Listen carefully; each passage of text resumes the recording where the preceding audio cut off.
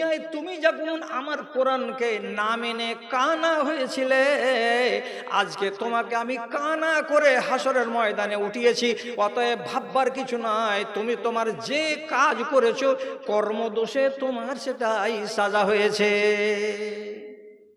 দুনিয়াতে আমার কথা শুনুনি, কানা হয়ে এসেছো। এবার আপনারা সবটি বলবেন এখান থেকে রোড পর্যন্ত, আমরা ইনশাআল্লাহ কেউ কানা হব না। তো জুমা মসজিদে একদিন খুতবাতে ওয়াজ হলো, কি বলে যে জাকাত না দিতে গেলে পাছাকে ছ্যাঁকা দেওয়া হবে, লোহাকে পুড়িয়ে পুড়িয়ে। আর কলকি পোড়া বুঝেন, আগেকার লোক বুঝে, এখনকার জামানার ছেলে পেলে বুঝে না। এড়ের পিছন দিকে দাগ দেখেছো কোনো ভাই? ষাঁড়ের পিছন দিকে পুঠাতে দাগ দেখনি?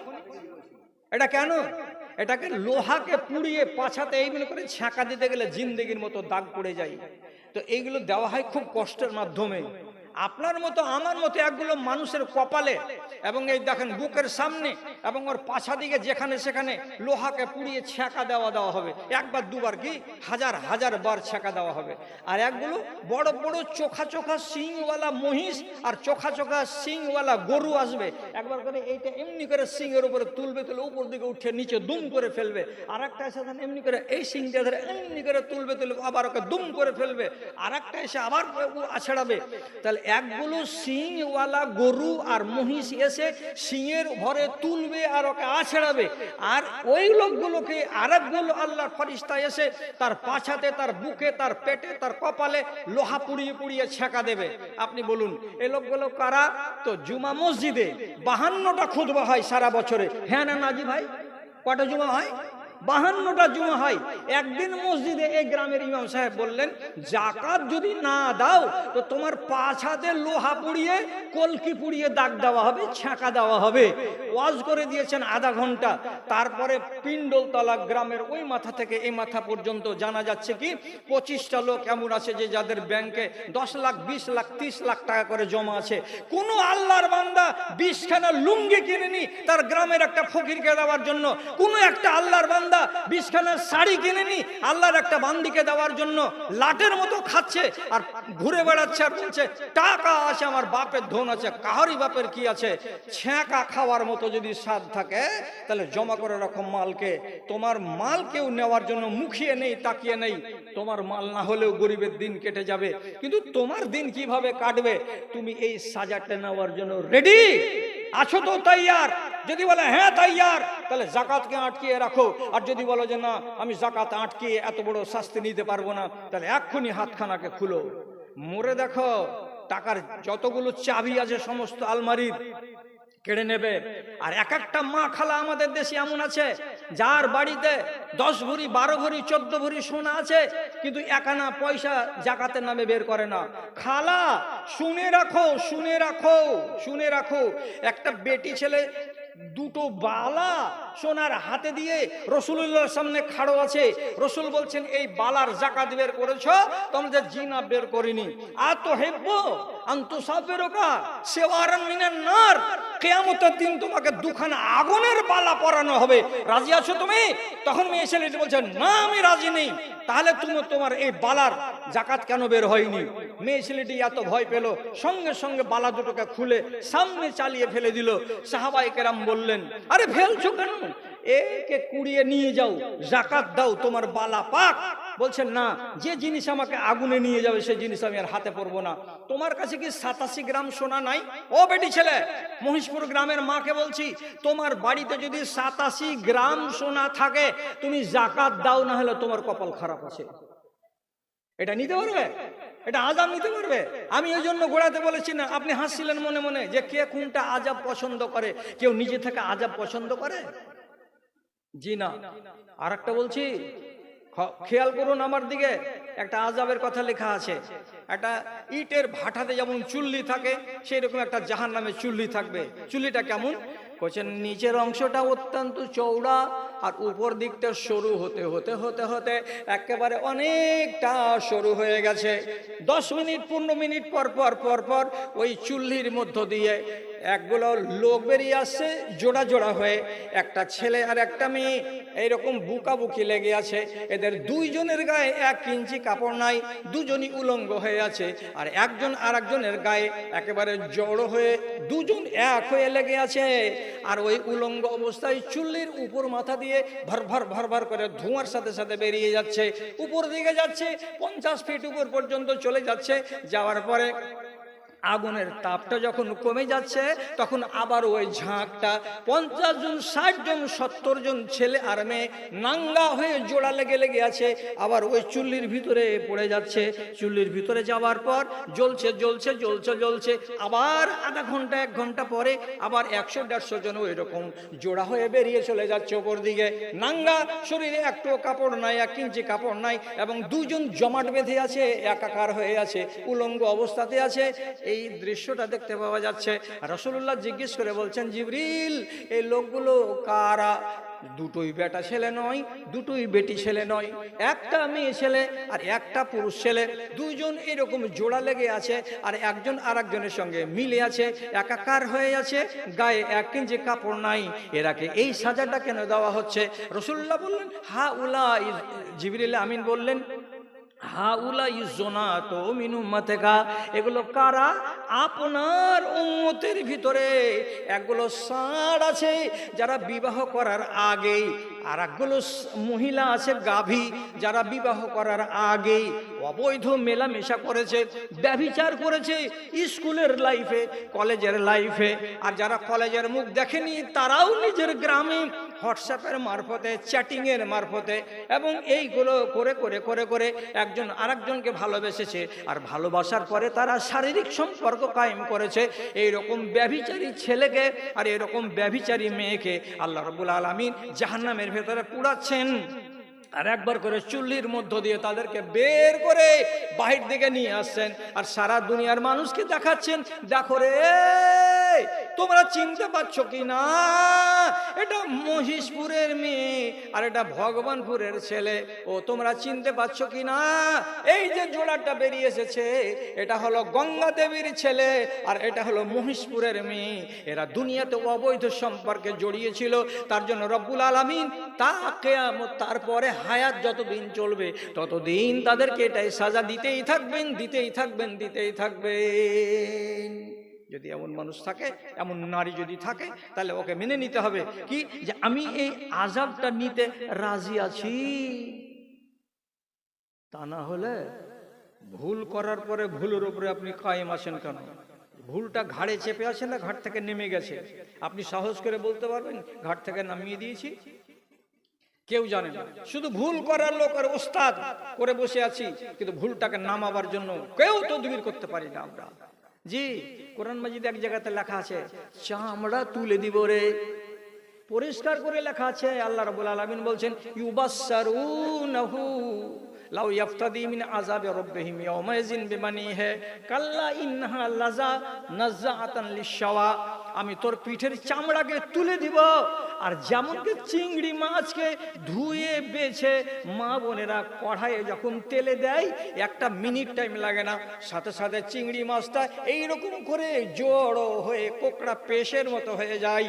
ওই রকম তোমার মতো লম্বা এই 5 ফিটের মানুষটাকে চামড়া তুলে দেব, আর চামড়া তুলে দেওয়ার পরে তোমাকে 1 মিনিটের ভেতরে, 1 সেকেন্ডের ভেতরে এরকম কোকড়া কোকড়া চিংড়ি মাছের মতো বানিয়ে দেব।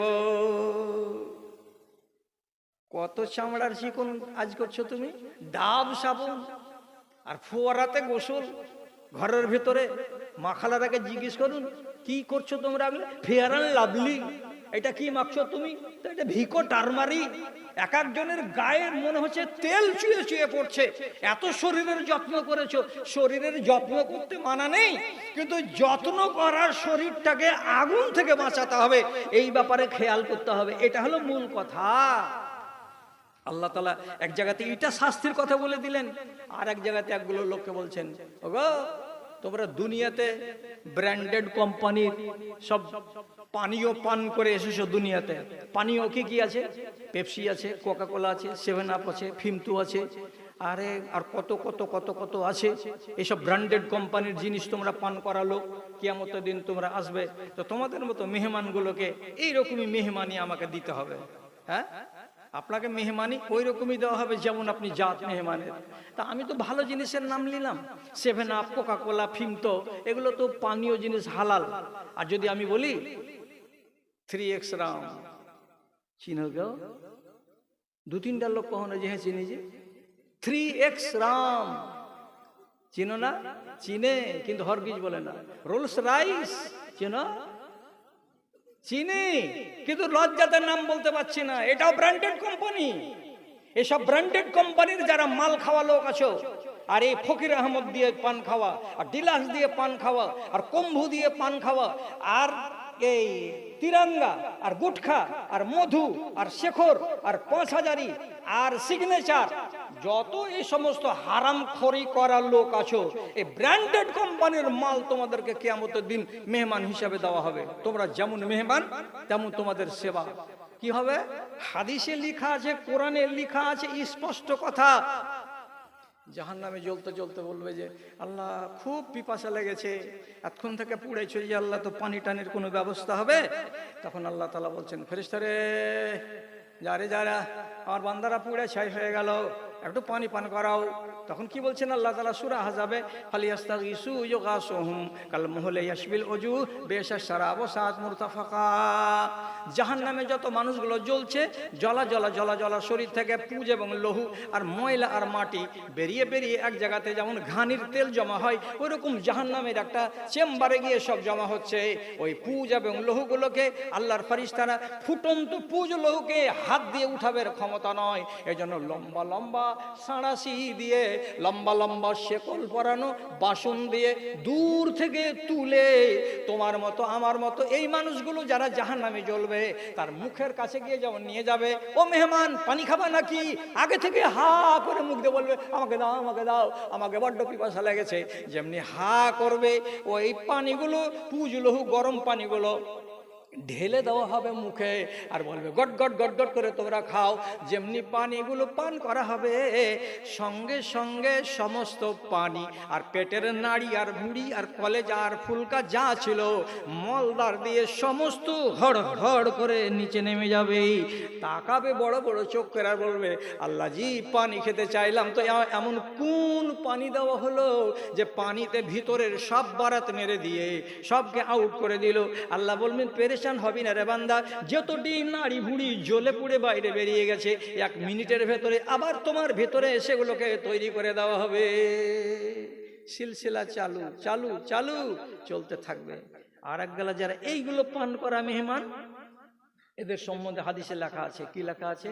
জাহান্নামে জ্বলতে জ্বলতে জ্বলতে জ্বলতে একটা ড্রেনকে দেখে বলবে, ক্যানেলটাকে দেখে বলবে আল্লাহ জি জাহান্নামের আগুনে তো পুড়ছি, এই জ্বালা তো সহ্য হয় না, কিন্তু এই যে ক্যানেলের পানিগুলো চলছে এত বিকট দুর্গন্ধ আল্লাহ সইতে পারি না, এই দুর্গন্ধের জ্বালাতে যেন প্রাণটা অতিষ্ঠ হয়ে যাচ্ছে। আল্লাহ এই ক্যানেলটাকে আরেক দিকে ঘুরিয়ে দাও, আর না হয় আমাদের জাহান্নামটাকে অন্যদিকে সরিয়ে দাও, আমরা এই ক্যানেলের পানির গন্ধ আর সইতে পারি না। আল্লাহ রাব্বুল আলামিন তাদেরকে বলবেন ও আমার মেহমানেরা, তোমাদের জন্য ব্র্যান্ডেড কোম্পানির একটা নহর খোলা আছে, এগুলোই তোমাদেরকে পান করতে হবে। নহরটার নাম কি? তো গুতা নহর। নহরের নাম হলো গুতা নহর। এই নহরের পানিগুলো কেমন? নবী করিম সাল্লাল্লাহু আলাইহি সাল্লাম বলছেন পৃথিবীতে যত বেশ্যা নারী মারা গেছে, পৃথিবীতে যত রান্ডি নারী মারা গেছে, এটা মুসলমানের বেটি হোক কিংবা হিন্দুর বেটি হোক কিংবা খ্রিস্টানের বেটি হোক কিংবা আর কাউরি বেটি হোক না কেন, হাজার হাজার লক্ষ লক্ষ যারা রান্ডি মেয়ে ছেলে মারা গেছে তাদেরকে জাহান্নামের আগুনে যখন জ্বালানো হবে, আল্লাহর কসম দিয়ে বলছি বাবা জানেরা, তাদের শরম গাহ দিয়ে, তাদের লজ্জা স্থান দিয়ে এক ধরনের বাজে পানি বেরিয়ে আসবে ঘোলাটে আকারের, আর ওই পানিগুলো বেরিয়ে বেরিয়ে লক্ষ লক্ষ মহিলার, কোটি কোটি মহিলার যোনির ভেতর থেকে বেরিয়ে আসা গান্দা পানি এক জায়গাতে জমা হবে আর ক্যানেলের মতো বয়ে যাবে, আর ওই ক্যানেলের পানিকে তুলে তুলে এনে এক একটা মানুষের মুখের কাছে গ্লাসে করে করে ধরিয়ে দেওয়া হবে, আর লোকটাকে বলা হবে ওরে ব্র্যান্ডেড কোম্পানির মালখানেওয়ালা আমার বান্দা, তোমার জন্য ব্র্যান্ডেড কোম্পানির সেন্ট, এত অতুলনীয় সেন্ট, এগুলো তোমার মেহমানি পানি পান করো আর মজা করো, পান করো আর মজা করো। এটাও শাস্তির কথা আল্লাহ রাব্বুল আলামিন তার নবীকে দিয়ে পরিষ্কার করে রেখেছেন। এটা কারা নিবে? আমি গোড়াতে বলছিলাম কোনটা শাস্তি আপনাকে মজা লাগবে, আপনি ওটা বলেন। কচিগুলাতে একটাও ভালো লাগে না, পুজ খাবে তাও ভালো লাগে না, এই গান্দা নহরের পানি পান করবে তাও লাগে না, চামড়া তুলে দিবে তাও লাগে না। তা আর একটা লোককে বলছে, ওগো রাসূলুল্লাহ বলছেন, জিবরিল এই যে লোকটা রক্তের নদীতে ডুবছে আর পানিগুলো রক্তগুলোকে গিলছে, উগলাচ্ছে, খক খক খক খক করে কাশছে, পানি পেটে রক্ত ঢুকে যাচ্ছে, আবার উগলে বের করছে, আর এপার থেকে ওই পার যেতে চাইছে সাঁতার দিয়ে দিয়ে দিয়ে দিয়ে। তো কত রকম করে 300 ফিট নদীটাকে, রক্তের নদী, এপার থেকে যদি বেচারি ওই পারে যাচ্ছে, তো যেমনি ওই পারে যাওয়া, এই বড় পাথর নিয়ে একটা ফেরেশতা দাঁড়িয়ে আছে, যেমনি কিনারাতে আসা মারছে এরকম করে দুম করে মাথার উপরে বাড়ি, মাথাকে ছাত্তু করে দিচ্ছে আর ফাটিয়ে চুরমার করে দিচ্ছে। তখন বেচারি ওই মাথা ফাটা নিয়ে আবার উল্টো দিকে ঘুরছে, তুই উঠতে দিবি না, এদিকে আবার উঠো। এদিকের কিনারাতে যখন আসছে তখন এই ফেরেশতা মারছে একটা পাথরের বাড়ি দিয়ে, আবার মাথাকে চুরমার করে দিচ্ছে, এদিকে মুখ করছে, ততক্ষণে মাথাটা গোটা হয়ে যাচ্ছে, আবার ওদিকে যাচ্ছে। এই চক্র চলতেই আছে চলতেই আছে চলতেই আছে। বুঝছে জিবরিল এই লোকটাকে এত বড় সাজা কেন দেওয়া হয়েছে? লোকটা কি করতো? তো বলছি এই লোকটা বুড়ি বেওয়া মায়া লোকের সরকারের দেওয়া ঘরের টাকা 1,20,000-এর ভিতরে 60,000 টাকা দিয়ে বাকি 60,000 টাকা মেয়েরা খাওয়া, এই হারামখোরকে এই শাস্তিটা দেওয়া হয়েছে। আর কাকে? পরের মালকে ভক্ষণ করা হারামখোর ছিল, এই একে দেওয়া হয়েছে। এটা হলো সুদখোর, সুদখোরি করত, মানুষের কাছ থেকে অন্যায়ভাবে টাকা তুলে তুলে নিত, এটাকে বলা হয় ঘুষ, এটাকে বলে রিশওয়াত। যারা সুদ খেত, ঘুষ খেত, এই সমস্ত মানুষগুলোকে আল্লাহ রাব্বুল আলামিন এ সাজাতে ফেলে রেখেছেন। কতদিন চলবে? যতদিন পর্যন্ত তার শাস্তিটা পুরো সমান না হয়ে যাবে, ততদিন পর্যন্ত চলতেই থাকবে চলতেই থাকবে। আল্লাহ, তাহলে এতগুলো যে কথা আপনাকে আমি শোনালাম, তো তার ভেতরে কি এই কথাটা আর বলবো না, আজকে না ছেড়ে দিব কথাটা? সেটা হলো কি, যে কসাইরা জীবনে বকরিকে জবে করার পরে টুটির দিক দিয়ে লটকিয়ে রাখে না ট্যাং বেঁধে লটকিয়ে রাখে? জি দাদা, ট্যাং বেঁধেই করে, উপর দিকটাকে কম করে। বেশিরভাগ কসাই কি করে, খাসিটাকে খাল নামিয়ে নেওয়ার পরে ট্যাংকে বেঁধে উল্টো দিকে ঝুলিয়ে রাখে, আর মুখের দিক দিয়ে ফটফট ফটফট করে লাল লাল রক্ত ঝরে, কিছু সাদা সাদা পানি ঝরে, পানি আর রক্ত মেশানো এক ধরনের পানি পড়ে। সারা দিন যদি ঝুলিয়ে রাখে তো সাদা দিন পড়বে। তাহলে এটা তো মরা। যদি জীবিতকে লটকানো হয় তো কি হবে? কি হবে? কি হবে? তাহলে আপনাকে বলে দিই কত রকমের আল্লাহ রাব্বুল আলামিন আগুন রেখেছে, শাস্তি রেখেছেন। তো রাসূলুল্লাহ শুয়ে আছেন, একদিন দুটা ফেরেশতা মানুষের রূপে এসে রাসূলকে উঠে বলছেন, চলো উঠে যাব, যেখানে আমরা যাব। রাসূল বেরিয়ে গেলেন, চলতে লাগলেন, একটা পাহাড়ের কাছে গেলেন, বলছে উঠেন উপরে। বলছে আমি তো বাবা এই পাহাড়ে উঠতে পারবো না। বলছে আপনার দুখানা বাহু ধরে আমরা হেল্প করব, আপনি উঠুন উপর দিকে। রাসূলুল্লাহকে উপর দিকে উঠাতে উঠাতে উঠাতে উঠাতে এমন এক জায়গাতে নিয়ে চলে গেলেন। তখন রাসূলুল্লাহ দূরে থেকে আওয়াজ পাচ্ছেন, এত বিকট আওয়াজ, যেমন গরুর আন্ডা অন্ডকোষকে যখন বের করে মানুষেরা, তো যখন কষ্ট হয় গরুর, তো গরু যেমন করে গ্যাংড়ায়, এইরকম করে বিকট আওয়াজ করে গ্যাংড়ানির আওয়াজ আসছে। আর এই আওয়াজ শুনে রাসূলুল্লাহ কান খাড়া করে দেওয়ার পরে বলছেন, এই বিকট আওয়াজ কোথাকার? কিসের আওয়াজ এটা? কিসের আওয়াজ? তখন ফেরেশতা দুটো বলছেন, আপনি দেখবেন, চলেন আমাদের সাথে। যেতে যেতে যেতে যেতে যখন স্ট্যান্ড পর্যন্ত গেলেন, তো দেখা যাচ্ছে কি দুটা করে বাঁশ গাড়া আছে আর একটা করে বেড়া বাঁশ লাগা আছে। একটা বেড়া বাঁশের মাঝখানে একটা মানুষকে উল্টিয়ে ঝুলিয়ে দেওয়া আছে। ট্যাঙে দড়ি দেওয়া আছে, মুখের দিকটাকে নিচু দিকে ঝুলিয়ে রাখা আছে, আর তার মুখ দিয়ে সারাদিন, নাক দিয়ে তার সারাদিন ফটফট ফটফট করে জল পড়ছে, আর মুখ দিয়ে রক্ত ঝরে ঝরে পড়ছে, আর কিছু কিছু পানি ঝরে ঝরে পড়ছে। একটা নয়, দুটা নয়, তিনটা নয়, চারটা নয়, হাজার হাজার মানুষকে এইরকম করে জোড়া জোড়া খুঁটিতে বেড়া বাঁশে ঝুলিয়ে রাখা হয়েছে, আর গরুর মতো করে সারাদিন গাড়াচ্ছে। রাসূল করিম সাল্লাল্লাহু আলাইহি সাল্লাম এই মানুষগুলোকে দেখলেন এবং তাদের বিকট চিৎকারকে শুনলেন। শোনার পরে জিবরিলকে জিজ্ঞেস করে বলছেন, হে জিবরিল, এই লোকগুলো কেমন সাজা কেন দেওয়া হয়েছে, অপরাধটা কি আছে? তখন হযরতে জিবরিল আলাইহিস সালাতু ওয়াস সালাম বললেন, এই লোকগুলো হলো সেই লোকগুলো যে লোকগুলোর বাড়ি ছিল শামসিতে, এই লোকগুলোর বাড়ি ছিল ভগবানপুরে, এই লোকগুলোর বাড়ি ছিল পিণ্ডলতলাতে, এই লোকগুলোর বাড়ি ছিল ওই গঙ্গা দেবীতে। এই এলাকার মুসলমান যাদের আশে আর পাশে আলেমে ভর্তি ছিল, সেই সমস্ত মানুষগুলোর ভিতরে এমন একগুলো মানুষ ছিল যারা দিনের বেলায় বিসমিল্লাহ হোটেলকে আবাদ করেছে শামসির, যারা দিনের বেলায় নিজের বাড়িওয়ালিকে চোখ রাঙানি দিয়ে বলেছে, খবরদার তুই যদি আওয়াজ করিস তো তোর থোতনাকে ভেঙে দিব, আমি বলছি খানা এনে দে। বাড়িওয়ালি স্বামীর ভয়ে ঘরের ভেতরে তাকে দিনের বেলায় খানা এনে দিয়েছে, চপচপ করে খানা খেয়েছে, রোজা রাখেনি।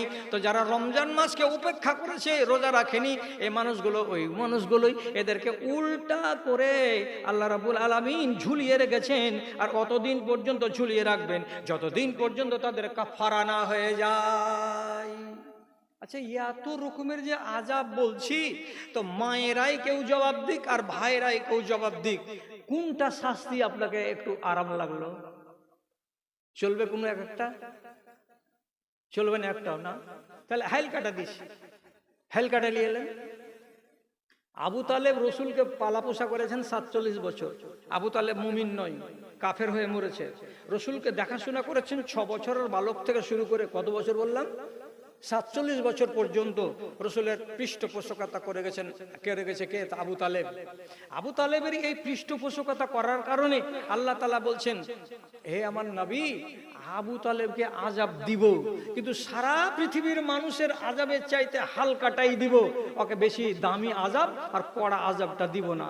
তখন আল্লাহ তাআলার নবী আবার আগ্রহ করে শুনছিলেন যে আমার চাচাকে হয়তো আল্লাহ তাআলা কোন হাইলকে আযাবটাই দিবেন। কি আযাব দিবেন মনে মনে ভাবছেন। তো বলছে যে রোদ্রে খাড়া করে রাখবেন 12 মাস, থাকো রোদে খাড়া থাকো। তাও তো হয়, কিন্তু আল্লাহ তাআলা কি হুকুম দিলেন রাসূলুল্লাহকে? বলছেন, ইন্না আহওয়ানাল আযাবে ইয়াউমাল কিয়ামাতে আযাবা আবা তালিবিন ওয়া হুয়া মুনতাইলুন বিন আলাইহি। কিয়ামতের দিন আল্লাহ রাব্বুল আলামিন নবীজির চাচা আবু তালেবকে সারা পৃথিবীর মানুষের থেকে হালকা দরের আযাবটা দিবেন। হালকা দরের আযাবটা কি? 2খানা লোহার জুতা দেওয়া হবে তাকে, আর লোহার জুতার সুপতলার নিচে এত পাওয়ারের আগুন দিয়ে দেওয়া হবে যে আগুনের ফুলকিতে আর আগুনের ভোল্টেজে হাঁটু বেয়ে, রান বেয়ে, পেট বেয়ে, বুক বেয়ে মগজ পর্যন্ত তার তাপটা আসবে। রাসূলুল্লাহ বলছেন, ইয়াগলি মিনহু দিমাগুহু, মগজগুলো যে ভিতর দিকে আছে, তো গরম পানি যেমন খালখাল খালখাল করে আওয়াজ করে, ওই রকম আমার চাচা আবু তালেবের মগজগুলো সারা দিন সারা রাত ওই রকম খলখল খলখল করে উতলাতে থাকবে। এছাড়া আর হালকা আযাব আল্লাহর কাছে নাই। চলবে এটা? চলবে না, চলবে না। যদি কোনোটাই আযাব না চলে, তাহলে আপনাকে আমি বলতে চাইছি, আপনি অপরাধী হয়ে মরবেন না আপনি নিরপরাধ হয়ে মরবেন, এটা আপনার কাছে জিজ্ঞাসা। আপনি আসামি হয়ে মরবেন না আপনি একজন সাচ্চা মুসলমান হয়ে মরবেন, এটা আপনার কাছে আমার জিজ্ঞাসা। আপনি বলবেন আমি সাচ্চা মুসলমান কি দিয়ে হব? গা থেকে গুনাহকে নামিয়ে দেন, আপনি সাচ্চা মুসলমান। গা থেকে গুনাহকে নামিয়ে দেন, তাহলে আপনি পাক্কা মুসলমান।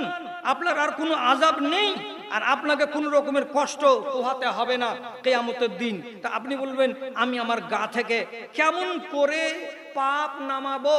তো আপনার নেক ইচ্ছা আছে কি যে হ্যাঁ আমি পাপ নামাবো? যদি বলেন হ্যাঁ নেক ইচ্ছা আছে, তো পৃথিবীতে ধোঁয়া পরিষ্কার করার জিনিস কি আল্লাহ তাআলা অভাব রেখেছেন? অভাব আছে কি? আচ্ছা খালাটি শুনো, ও মা ঠিক আছে শুনতে বলছি। তোমার বাড়ির কাপড় যদি কালো হয়ে যায়, তো কাপড়কে কি করে পরিষ্কার করতে হয়? 1 বালতি পানিতে ডিটারজেন্ট পাউডার গুলে দাও, কাপড়খানিকে এমনি করে ঝাঁকাও, আধ ঘন্টা পরে ধুয়ে মুছে তুলে দাও, পরিষ্কার, কাপড় পরিষ্কার হয়ে গেল। পানি ইন্দারার খারাপ হয়ে গেছে, ইন্দারার পানি পরিষ্কার করতে গেলে বেটা ছেলেটিকে বলছি, কি দিব যে পানি পরিষ্কার হবে বলুন একজন লোক? কি? চুন। বড় ভাই বললেন চুন। আপনারা কেউ বলেন হসপিটাল ওয়ালা যেগুলো দেয় ব্লিচিং পাউডার। আর একটা ভাই বলুন, নাম শুনেছেন ফিটকিরি? হ্যাঁ না বলুন শুনেছেন ফিটকিরি? ফিটকিরি ফেলে দেন পানিতে, ব্লিচিং ফেলে দেন, ফেলে দিয়ে পানিতে চুন ফেলে দেন পানিতে, পানি কি হবে? পরিষ্কার। তাহলে পানি পরিষ্কার করার হিসেব আলাদা, আর কাপড় পরিষ্কার করার হিসেব আলাদা। আর যদি একটা মানুষ বলে যে আমার লোহাতে জং লেগে গেছে, কি করবো? কামারের বাড়ি নিয়ে যাও, কামার ওকে হাপুরে ভরবে, আর হাপুর হুপুর করে যখন 10 বার টানবে লাল হবে, তারপরে এই রকম করে রেখে যখন ঠাকাম ঠাকাম করে দিবে 10টা বাড়ি, তখন যেটা জং ছিল ছুটে যাবে। তারপরে দেখবেন যে আপনার হাঁসুয়াটা ঝকঝকে জং মুক্ত হয়ে গেছে। তাহলে লোহার জং ছাড়াতে গেলে আগুন দিয়ে ছাড়াতে হবে, কাপড়ের ময়লা ছাড়াতে গেলে ডিটারজেন্ট দিয়ে ছাড়াতে হবে, পানির গান্দাগিকে পরিষ্কার করতে গেলে আপনাকে ফিটকিরি দিয়ে পরিষ্কার করতে হবে। আপনার দেহে ময়লা লেগে আছে, এই ময়লাটাকে ছুটাবার জন্য কোনটা করতে হবে? বলছে আমাকে বালতিতে ভরো, হবে? হবে না। আপনাকে আগুনে ভরবো, হবে? হবে না। হাপরে যদি ভরে দিই তাহলে হবে? জি না, হবে না। এক এক জিনিসকে পরিষ্কার করার জন্য এক একটা জিনিস আল্লাহ তাআলা করে রেখেছেন। আমার ভিতরে আছে পাপ, আমি পাপটাকে পরিষ্কার করব কি দিয়ে?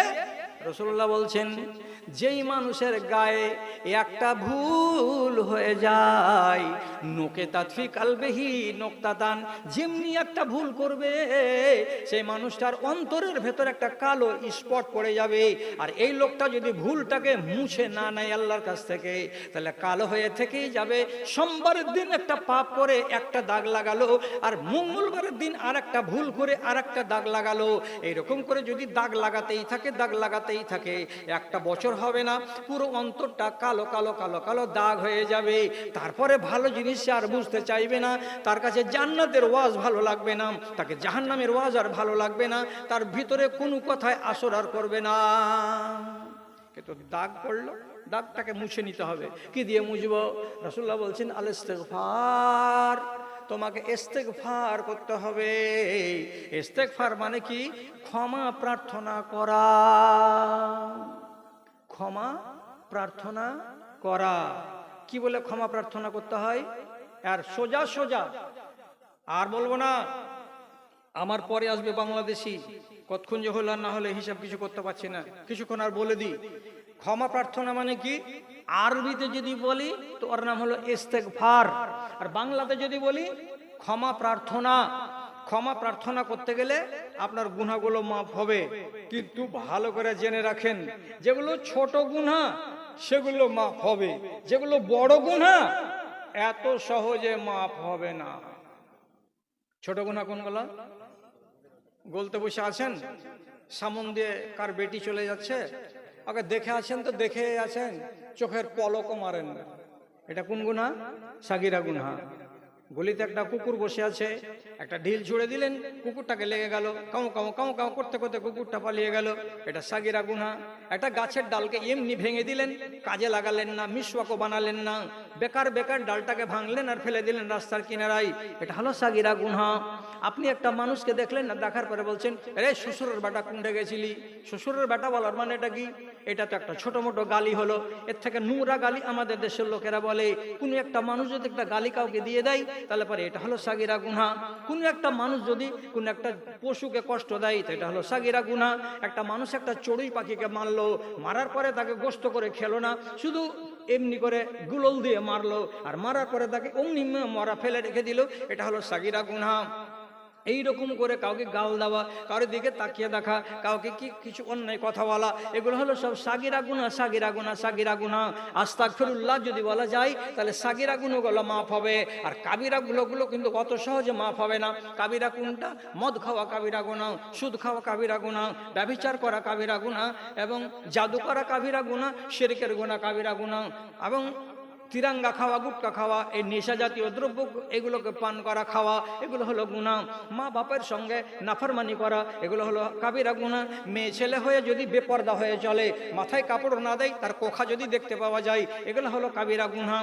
ব্যভিচার যদি কেউ করে নেয় বিবাহ করার আগে কিংবা বিবাহ করার পরে, এগুলো হয়ে গেল কাবিরা গুনাহ। কেউ যদি গুজব করে কোনো ছেলে কোনো মেয়ের, কোনো মেয়ে কোনো ছেলের, এগুলো হলো কাবিরা গুনাহ।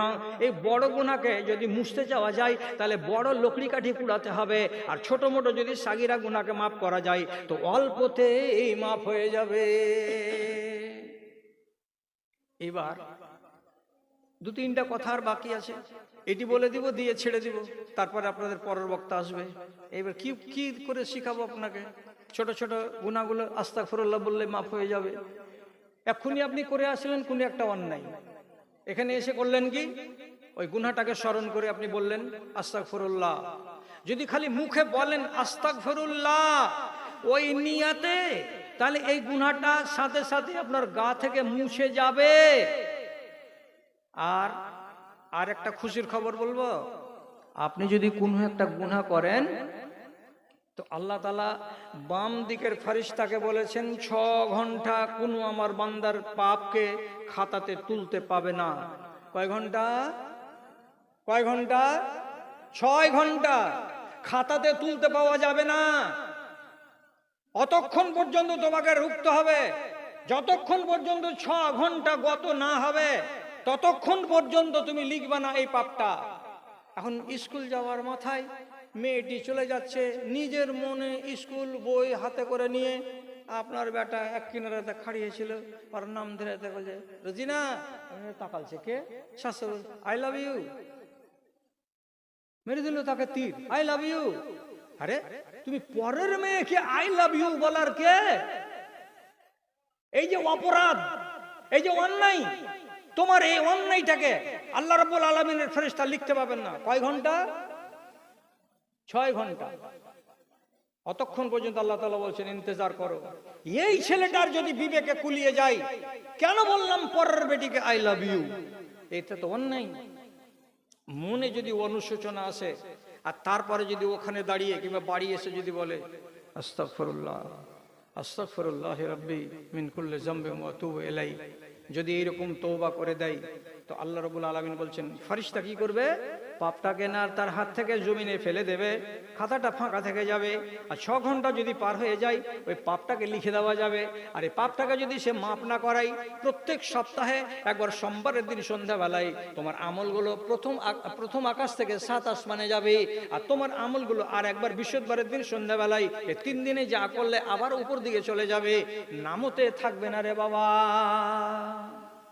তাহলে এত সুযোগ আমার হাতে আছে, আর সুযোগগুলোকে যদি আপনি কাজে না লাগান তাহলে কাকে ওয়াজ শোনাবো? আর ওয়াজ শুনিয়ে লাভটা কি হবে? এত ওয়াজ করছি, এত ওয়াজ করছি, আল্লাহর কসম দিয়ে বলছি ভাই জানেরা, ওয়াজ করে লাভ দেখতে পাই না জি ভাই। যত ওয়াজ করছি তত নামোর দিকে নেমেই চলে যাচ্ছে আমার জাত ভাইরা। আক্ষেপের সুরে বলি মাঝে মাঝে, বলবো কারে শুনবে কে রে, বলবো কারে শুনবে কে রে, আছে কাহার জিন্দা প্রাণ, দেহ খানি মরে গেছে, খাড়ো আছে দুটো কান, খাড়ো আছে দুটো কান, কিচ্ছু বেঁচে নাই, কিচ্ছু বেঁচে নাই। এই মোবাইলে আর এই অ্যান্ড্রয়েডে দুনিয়াটাকে যা ছিল বেঁচে হাঁড়ি চাঁচা করে চেঁচে চুচে ইমানের সাতিয়া নাশ করে রেখে দিয়েছে। না বেটা ভালো, না বেটি ভালো, না বৌমা ভালো, না জামাই বাবু ভালো, না ছোট ছোট কোলে যেগুলো বাচ্চা আছে সেগুলো ভালো। যতক্ষণ পর্যন্ত ঝুল্লুতে একটা 1 বছরের বাচ্চাকে শুতিয়ে দেওয়ার পর ওর সাইডে যখন ওই মোবাইল না দিচ্ছে ওর মা, ততক্ষণ পর্যন্ত নিন্দিই যায় না। এগুলো আপনার বেটা বেটাকে হয় না? আমি কি করবো, একটু লুকাবার কথা তো, আমারও তো বাড়তে পতিন আছে জি, ঘুমাই না।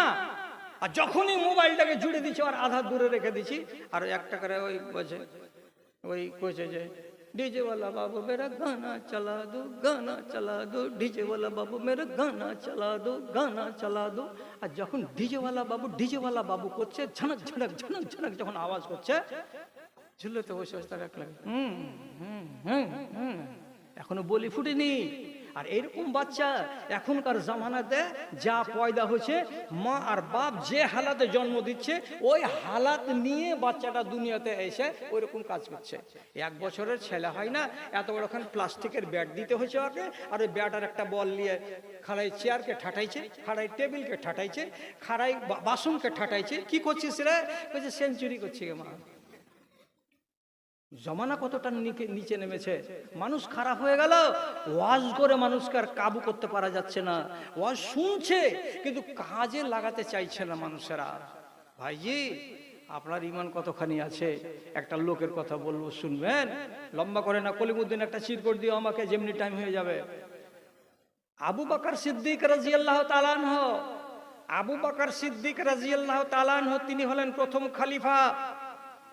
যখন মরণ কাছে এলো, মরণ যখন কাছে এলো, তখন তিনি নিজের বেটি আয়েশাকে ডেকে বলছেন, বেটি রে, এই যে দেখো দুধ খাওয়ার জন্য একটা পাথরের বাসন আমাকে এই পাবলিকের কোষাগার থেকে দেওয়া হয়েছিল। কেন? আমি হলাম রাষ্ট্রের প্রধান, আমার বাড়িতে এই পিয়ালাটা ছাড়া পানি পান করার আর কোনো বাসন ছিল না। তারপরে বেটি শোনো রে, আমাকে দেওয়া হয়েছিল একটা গোলাম, যে গোলামটা আমার সেবা করবে, খিদমত করবে, তার জন্য এই গোলামটা আমার সামনে আছে। আর তারপরে বেটিকে ডেকে বলছে, বেটি রে আমার, এই দেখো আমার কাছে একটা বড় আবা মানে কি পার এখান থেকে শুরু করে গলা পর্যন্ত লম্বা একটা চোগা আলখাল্লা ছিল। এটা আমাকে কে দিয়েছিল? তো বাইতুল মাল থেকে দিয়েছিল। আমি আজকে মরে যাব, মরার টাইম আমার চলে এসেছে, তার জন্য আমি তোমাকে বলছি, তুমি আমার হুঁশিয়ার বেটি। বেটিরে আমার আয়েশা, শোনো রে, শোনো রে, এই গোলামটাকে এবং আমার এই দুধ পান করা বাসনটাকে এবং আমার এই আলখাল্লাটাকে, 3খানা জিনিসকে সাথে করে নাও। আর নেওয়ার পরে খাত্তাবের বেটা অর্থাৎ উমর রাদিয়াল্লাহু তাআলা আনহুর বাড়িতে দিয়ে চলে এসো। এগুলো ব্যবহার করার আমার হক নাই রে মা। কেন? যে আমি এখন খলিফাতুল মুসলিমিন নই, আমার মরণ চলে এসেছে। মরে যাওয়ার পরে যদি আমার বাড়িতে থেকে যাই তাহলে এগুলো অন্যায় রাখা হবে। কাজে রাষ্ট্রের মাল রাষ্ট্রের কাছে চলে যাবে। আর আমার পরে খলিফা হবে কে? তো উমর রাদিয়াল্লাহু তাআলা আনহু। আমার বাড়িতে এগুলো রাখিও না। ওহরে ওহরে, একটা খলিফাতুল মুসলিমিন, আর পৃথিবীতে নবীরা আগে জান্নাতে যাবেন, তারপরে উম্মতির ভিতরে উম্মতে মুহাম্মাদি প্রথম জান্নাতে যাবে। আর উম্মতে মুহাম্মাদের ভিতরে সর্বপ্রথম যে ব্যক্তিটা জান্নাতে প্রবেশ করবে তার নাম আবু বকর সিদ্দিক। তো যেই লোকটাকে রাসূলুল্লাহ 10টা জান্নাতি লোকের তালিকা দিলেন, আর তালিকা দেওয়ার পরে 1 নম্বরের নাম নিলেন আবু বকর সিদ্দিকের, তো সেই লোকটা মানুষ মরবার টাইমে তার ভিতরে কত খাকসারি এসেছে এবং কত আল্লাহর ভয় এসেছে, যে সামান্য একটা পাথরের পিয়ালা বাড়িতে রাখতে রাজি নেই। রাষ্ট্রের মাল জমা করে দাও, আমার এই আলখাল্লা এখানে রাখবো না, জমা করে দাও। আর দেওয়ার পরে নিজের বেটিকে বলছে, বেটি আমার, গোসল যখন দেওয়াবে লোকেরা, তুমি আমার মেয়ে, সাথে থাকবে, আমার কাছে থাকবে, দূরে যাবে না।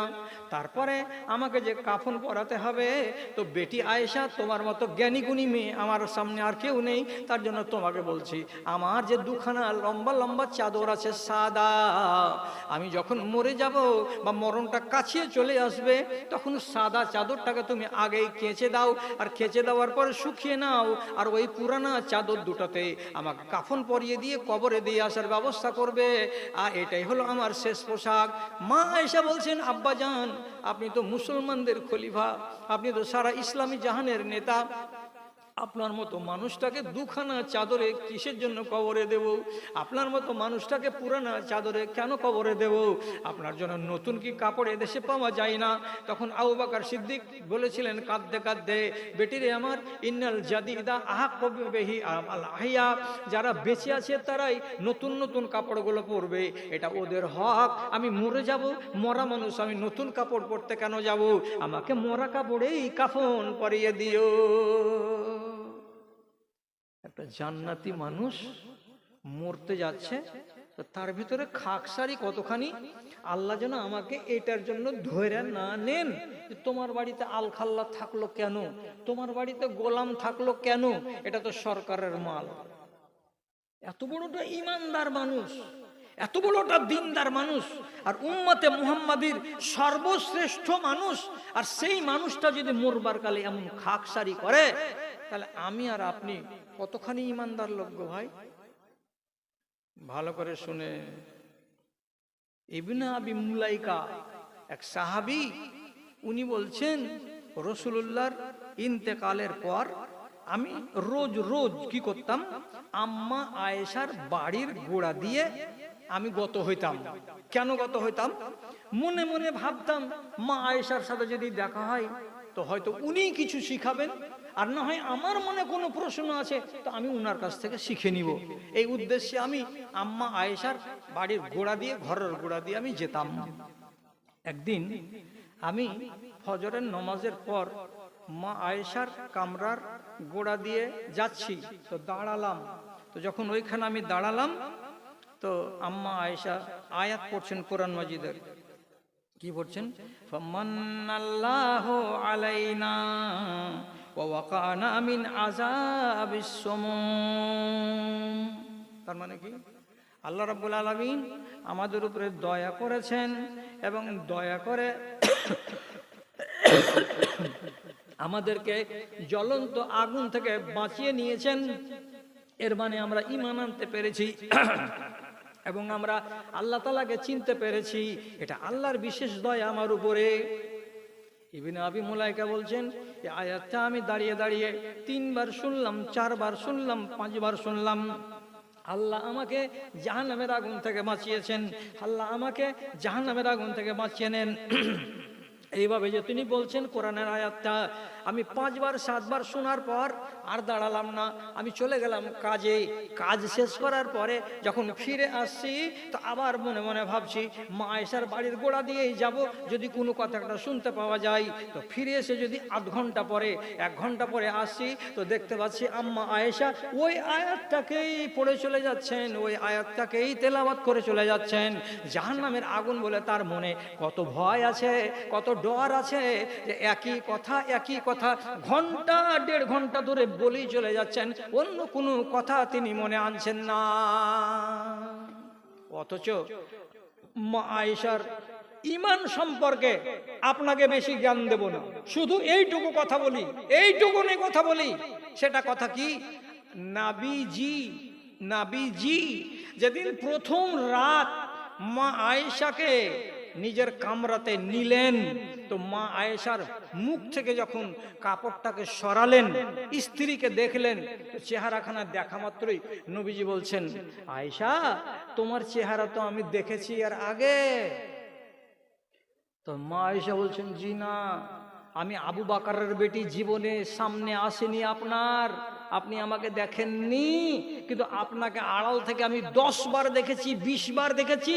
আপনি আমার বাপের বাড়ি এসেছেন, আপনাকে পর্দা থেকে আমি দেখেছি, কিন্তু আপনি আমাকে দেখেননি। রাসূলুল্লাহ বলছেন, না তোমাকে দেখেছি, তোমাকে আমি দেখেছি। মা আয়েশা বলছেন দেখেননি, আর রাসূল বলছেন আমি দেখেছি। তাহলে কেমন কথাটা হলো? তখন আম্মা আয়েশা জিজ্ঞেস করে বলছেন, আপনি আমাকে দেখলেন কবে? কবে বলেন তো? তখন নবীজি বলছেন, আমি একদিন মক্কার জীবনে কাবার পার্শ্বে সেহানে বসেছিলাম, এমন সময় আমার কাছে জিবরিল আমিন এলেন, রেশমের লাল কাপড়ের ভেতর থেকে গিরা খুলে খুলে খুলে খুলে একটা এত বড়খানা পোস্টকার্ডের সমান কাগজ বের করে দিল। কাগজখানাকে যখন আমি এমনি করে হাতে করে ধরলাম, তো হাতে করতে মাত্রই কাগজে দেখতে পাচ্ছি এতে কি আছে, এতে একটা সুন্দরী ধপধপে সাদা যুবতী মেয়ে ছেলের ছবি ছাপানো আছে। আমি তখন ওই মহিলার ছবিটাকে দেখলাম, আর দেখার পরে আমি জিবরিল আমিনকে জিজ্ঞেস করে বলছি, এই যে কার্ডে ছবিটা দেখতে পাচ্ছি মেয়ে ছেলের, এটা আমার হাতে কেন দেওয়া হলো? তখন জিবরিল আমিন আমাকে বলছেন, এটা কে আর কেন আপনার হাতে এলো? হাজিহি জাওজাতুকা ফিদ দুনিয়া ওয়াল আখিরা, এটা আপনার বিবি, এর নাম আছে একটা, নামটা আপনাকে আজকে বললাম না। এটা আপনাকে দুনিয়াতে বিবি হিসাবে দেওয়া হবে একদিন, এবং এটা দুনিয়ার বিবি নয়, এটা আপনার আখিরাতেরও বিবি হবে একদিন। তাহলে আয়েশা রাদিয়াল্লাহু তাআলা আনহা রাসূলুল্লাহর বিবি ছিলেন দুনিয়াতেও, এবং আয়েশা রাদিয়াল্লাহু তাআলা আনহা বিবি ছিলেন নবীজির আখিরাতেও। দুই জমানার আর দুই যুগের স্ত্রীকে তো আয়েশা। তখন আয়েশা বলছেন, আমার ফটো দেখেছেন জিবরিলের হাত থেকে? যে হ্যাঁ আমি দেখেছি, আমাকে জিবরিল দেখিয়েছেন। আজকে তোমাকে সোহাগ রাতে পেয়েছি, চেহারাটাকে মিলাচ্ছি, তো ওই চেহারা যে চেহারা আমি দেখেছিলাম মক্কাতে বসে বসে কানা কাবার পাশে। তখন আম্মা আয়েশা মুচকি হাসলেন, আর হাসার পরে আনন্দিত হলেন যে আপনার স্ত্রী আমি দুনিয়াতেও আর আপনার স্ত্রী আমি আখেরাতেও। তাহলে যে মেয়ে ছেলেটি এতটুকু সংবাদ পেয়ে গেছে নবীর কাছ থেকে যে এ দুনিয়াতেও বিবি এবং আখেরাতেও রাসূলুল্লাহর বিবি, সে মহিলা হলো জান্নাতি, তাহলে ওই মহিলাটা কেন কাঁদবে? জাহান্নামের আগুনকে বলে কেন ভয় করবে? আপনাকে বিচার দিচ্ছি, আপনি একবার ভাবুন। আর আমার খালাদেরকে বলছি, তোমরা একবার ভাবো যে ওদের সমান এতখানি কপাল কার যে তারপরেও তারা জাহান্নামের আগুনকে বলে ভাবে। আর তোমাদের থেকে তো এমন কেউ শুভ সংবাদ দেয়নি, তো তারপরে কেন তোমাকে হাজারটা ওয়াজ করার পরে তুমি আমার কথা মানো না? তোমার ঈমান কোথায়? মেয়েদের ওয়াজ করতে করতে আমার চুল দাড়ি পেকে গেল। হাজার বার করে বললাম, পরের ছেলের গায়ে হলুদ লাগাতে যেও না, পাক্কা হারামি কাজ, যাবেই যাবে। বরযাত্রী জীবনে যেও না, বেটা ছেলেরও বরযাত্রী যাওয়া হারাম, মেয়ে ছেলের যাওয়া তো আরো হারাম। অথচ আপনার এই পিণ্ডলতলা গ্রামে, মহিষপুর গ্রামে যদি কোনো বড় লোকের বাড়িতে বিয়ে লাগে, 25টা যুবতী বেটি ছেলে যাবেই যাবে। তোমাদের কানে কি আল্লাহ রাব্বুল আলামিন সীসা গলিয়ে ভরে দিয়েছে? তোমরা কি বহিরা? তোমাদের অন্তরে কি আল্লাহ রাব্বুল আলামিন সিল মেরে দিয়েছে যে আলেমদের কথা তোমাদের মগজে ঢুকে না, তোমরা কথাগুলোকে মানতে চাও না, আর যেমন ইচ্ছা তেমন করে চলে যাচ্ছ? স্বামীর কিনে দেওয়া শাড়ি বর্তমান জমানার কোনো একটা মেয়ে ছেলেকে পছন্দ হয় না। রাস্তা পেয়ে নিয়েছে সমস্ত মেয়েরা, কি টাকা দাও তুমি বাড়তে বসো, আমি নিজে শাড়ি কিনে চলে আসবো। টাকা নিয়ে নিল স্বামীর কাছ থেকে, আর ডাং ডাং করে টোটো ধরে চলে গেল কসমো বাজারে গিয়ে এটা লাটছে আর ওটা নাড়ছে, 72টা বেটা ছেলের ভিড়ে, আর তারপরে বাজার করে চলে আসছে। তোমার কাপড়খানা তুমি দেখবে না, তোমার স্বামী দেখবে। স্বামীকে যদি তুমি ভাঁড় বানিয়ে বাড়িতে বসিয়ে রেখে দাও, আর তোমার বাজার যদি তুমি বাজার গিয়ে করে নিয়ে আসো, তাহলে তোমার মতো স্বামীকে হাদিসে বলেছে এটা হলো দাইয়ুস, আর দাইয়ুস মানুষ জাহান্নামে যাবে, আর ওর স্ত্রী হলো বেহায়া নারী, বেহায়া নারীকে জাহান্নামে যেতে হবে। তোমাদের কি ওয়াজ শুনে কান ঘামে না? কেন এই কাজ করছো? হাজার বার করে বললাম, আমার এই ক্যাসেটগুলো এই মিডিয়াতে আর ইউটিউবের ভিতরে হাজার হাজারটা ইউটিউবে ওয়াজে পাওয়া যাবে, পালিয়ে বিয়ে করা হারাম, পালিয়ে বিয়ে করা হারাম। কিন্তু হাজার বার ওয়াজ করার পরেও মহিষপুরের আর শামসির আর ধানগাড়া বিশনপুরের মহিলারা পালিয়ে বিয়ে করা বন্ধ করেছে? করেনি, করবে না এরা বন্ধ। কেন করবে না? যত দিন যাবে তত মুসলমানদের ঈমান নিচু দিকে নামবে। কেন নিচু দিকে নামবে? কিয়ামতের আগে দুনিয়াতে ঈমান থাকবে না, কাফেরের উপরে কিয়ামত কায়েম হবে, মুসলমানের উপরে কিয়ামত কায়েম হবে না। তো দুনিয়াতে আল্লাহ তাআলা মুসলমান রাখবেন না। আস্তে আস্তে আস্তে আস্তে একবার নামাজ যাবে, একবার রোজা যাবে, একবার যাকাত যাবে, একবার হজ যাবে, একবার আমানত যাবে, একবার পর্দা যাবে, একবার দিনদারি যাবে, একবার মা বাবার সেবা যাবে। এই করতে করতে করতে করতে সব উঠে যাবে। আর উঠে যেতে যেতে যেতে যেতে গিয়ে যখন দেখা যাবে যে মানুষের ভেতরে কলেমা নাই, লা ইলাহা ইল্লাল্লাহ নাই, সুবহানাল্লাহ নাই, আলহামদুলিল্লাহ নাই, তখন কিয়ামত কায়েম হবে। তো কিয়ামত কাছে আসছে, তার লক্ষণ হলো এটাই যে হাজার বার ওয়াজ করার পরেও মানুষেরা হেদায়েতের কথা শুনে না। কণ্ঠই আমার ক্ষীণ হয়ে এলো, কণ্ঠই আমার ক্ষীণ হয়ে এলো, অবশ হইল পা, শত হাঁক দিলেও অচেতন জাতি, কেউ চেতন হইল না রে, কেউ চেতন হইল না। কি করা যাবে? আজকের মতো শেষ কথা, আজকের মতো শেষ কথা। ভাইজানেরা, ভাইজানেরা, ইস্তিগফার কথা বলছিলাম, 500 টাকা মসজিদের নামে। এই গ্রামে বাড়ি মহেশপুর, ঠিক আছে আলহামদুলিল্লাহ। আমি আচ্ছা ইনশাআল্লাহ, ঠিক আছে মনে রাখছি। আচ্ছা 5 মিনিট পরে সবারই জন্য দোয়া করবো ইনশাআল্লাহ, 5টা মিনিট। তো কয়েকজন মিলে টাকা দিয়েছে, এখানে বেশ কিছু টাকা, শ্বশুর শাশুড়ি মা বাবা আহলে আলের নামে এই টাকাটি এসেছে, আলহামদুলিল্লাহ, মাশাআল্লাহ, জাযাকাল্লাহ। তো বাবা ধনেরা, ইস্তেগফার যদি বড়টা করেন তো কাবিরা গুনাহ মাফ হয়ে যাবে। যেটা বড় বড় বড় ইস্তেগফার শিখাচ্ছি। এই পিন্ডলতলার গাঁখাটার নাম কি? মহেশপুরের খালাটি কার মুখস্থ আছে? তুমি 10টা মেয়ে ছেলেকে শিখিয়ে দিও দুয়াটা, ওর পাপ যেন ঘাট থেকে নেমে যায়। আর রমজান মাসেই নামাতে হবে পাপ ঘাট থেকে। কি বলছি? সব থেকে ভালো যেটা দোয়া, আস্তাগফিরুল্লাহাল্লাযী লা ইলাহা ইল্লা হুয়াল হাইয়ুল কাইয়্যুম ওয়া আতুবু ইলাইহি। শুনলেন? যার জানা আছে সে, যার জানে না তাকে শিখিয়ে দেবে। আর একটা দোয়া শিখিয়ে দিচ্ছি, গায়ে এক টুকরো ময়লা থাকবে না। সেটা কি? আল্লাহুম্মা গফিরলি মা কাদ্দামতু ওয়া মা আখারতু ওয়া মা আসরারতু ওয়া মা আলানতু ওয়া মা আসরাফতু ওয়া আনতা আলামু বিহি মিন্নি আনতাল মুকদ্দিমু ওয়া আনতাল মুআখিরু ওয়া আনতা আলা কুল্লি শাইইন কাদির। যদি দোয়াগুলা করেন তাহলে ইনশাআল্লাহ ঘাট থেকে পাপ নেমে যাবে। রমজান মাসে এই সুযোগটা, অন্যান্য মাসে আপনি এই সুযোগটা পাবেন না। তার জন্য শেষবারের মতো বললাম, আমার টাইম হতে চললো আর মাত্র 5 মিনিট আছে, তাহলে 1.5 ঘন্টা পুরা হয়ে যাবে। এই 5 মিনিটের ভেতরে এবার আপনাদের মতো মানুষকে ডাকছি। এত বড় মসজিদ আপনারা কায়েম করেছেন, পরের সাহায্য নেননি, তার জন্য আপনাকে মুবারকবাদ জানাচ্ছি, 7 বার করে ধন্যবাদ জানাচ্ছি। আপনাদের মতো ভাইগুলোকে আল্লাহর ওয়াস্তে একটু এগিয়ে আসুন। 1 বস্তা করে সিমেন্ট অর্থাৎ 420 টাকা আপনারা কে কে দিতে রাজি আছেন? কমসে কম 10টা লোক আপনারা বলুন যে আমরা 1 বস্তা করে সিমেন্ট দান করব।